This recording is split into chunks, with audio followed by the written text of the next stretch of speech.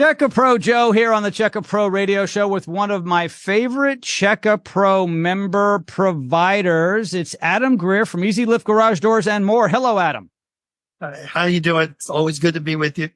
I'm enjoying it. I am living the dream. Thank you so much. You're our garage door expert today here on the program. Question has come in, and actually this is a pretty interesting question because when I was a kid, this was not an issue. And that question is why are the garage door sensors so important? Those little electric eyes that when you cross it, it does something to the brain of the garage door opener. Why are they so important? It's a great question. Really good question. They became mandated in the end of 93. So really starting in 94 in the opener installed from that point forward hasn't.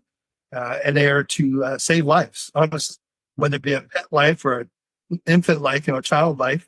But it also stops damage. So what that's doing is there's a safety beam, little safety sensors are shooting across. And if anything is in the way, the door doesn't crush it. And some people try all kinds of ways to cheat the system, but it's actually dangerous. So they're supposed to be 6 inches off the floor. That's the minimum. And people will pull up 2 feet, 3 feet. So they know all kinds of different reasons. They say their bumper trips them, all kinds of reasons to move around. But it's supposed to be 6 inches off the floor. That way, any little animal, cat, kid comes, shooting through that beam, it doesn't get them. So that's the primary reason for them. And when people do things like put them right next to each other, tape them up on the ceiling or right up, there's all kinds of things you see. And we aren't supposed to service that. If we come to that situation and see them out of code, we are supposed to put them in code or not service the door, the opener. So it's a big deal. And people try them and they can't achieve it. Beg us to not install them. One, if you don't install them, the opener won't even work. It has to happen. So you can't just leave them off.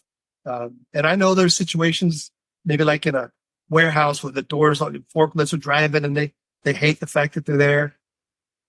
There's nothing you can do. It's mandated. So it's critical. And it's when you need them, you'll be glad you have them. They're maybe a pain in the butt until then. But that day that it does its job, you'll be glad you have them.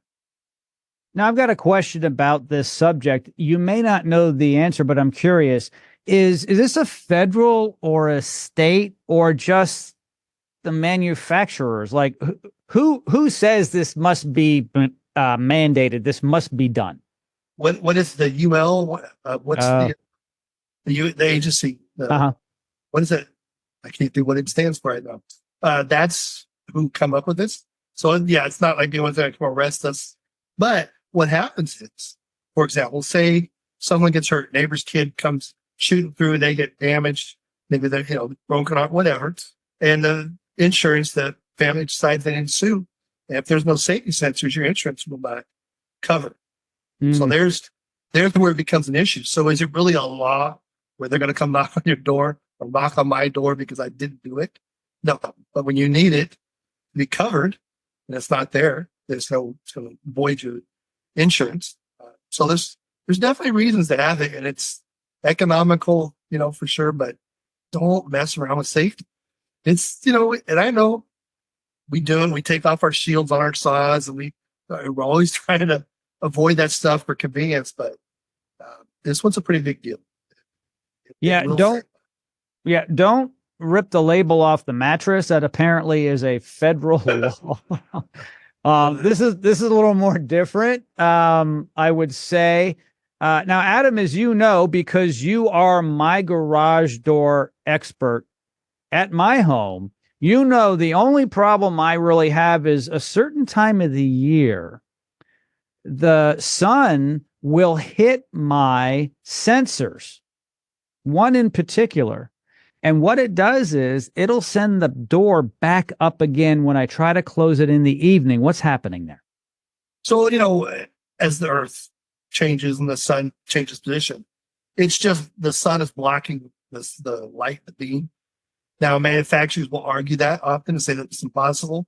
We see it regularly. Yours is an example. We've dealt with yours before. And so sometimes the amount of just switching it, there's a sending unit and there's a receiving unit. And so sometimes simply switching them changes that, a little shift on position, or we can unmount them from the track and pull them back inside, maybe mount them to the wall. So some things you can do if it's a real pain in the butt where it's just can't be solved. We need to change them. So I'll simply change the position, but it usually is a week, somewhere in that range. And then the sun's changed again too. And it doesn't happen. But that's one of the things I always ask people. Is it at the same time every day? Well, yeah, as a matter of fact, it is. It's like 9 a.m. when I'm trying to go to school. Well, that's going to be your son. So people have tried to make sun blockage things you can add on afterwards. And I think we're starting to see some good aftermarket products. The 3D printing has been amazing for all kinds of things. So people are taking advantage of it. So I've seen people put toilet paper rolls, they'll cut a little notch and then just stick it over when it works. All you got to do is give that lens a little protection and sun can't hit it. That is an issue. Yeah. In short, everybody, your garage door sensors are important. You need to have them there. And if maintained well, you shouldn't have any problem with it, especially for residential. Yeah. And people say, I don't have kids, so it doesn't matter. Well, it matters. So there you go. Yeah. Adam Greer, as always, thank you so much. My pleasure. Thank you.